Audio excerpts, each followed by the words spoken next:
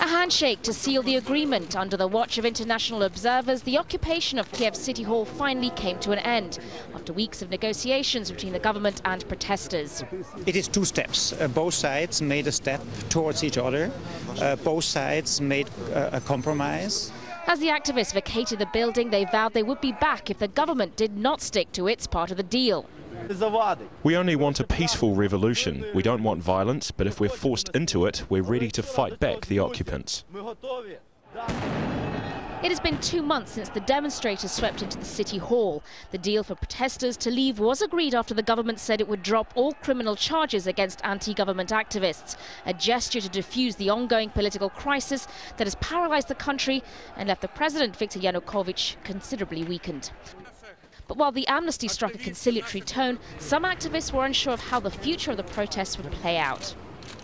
It's hard to consider this a victory or a defeat, but for the lives of those wrongly arrested, innocent perhaps, the protest is worth it.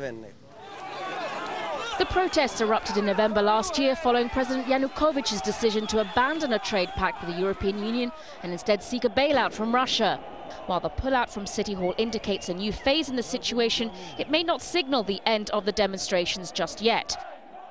While support for President Yanukovych remains popular in the east and south of the country, the protests triggered off a broader movement for greater human rights and less corruption in the country. How the next phase plays out will be a crucial test of Mr. Yanukovych's leadership. Sonia Gallego, Al Jazeera.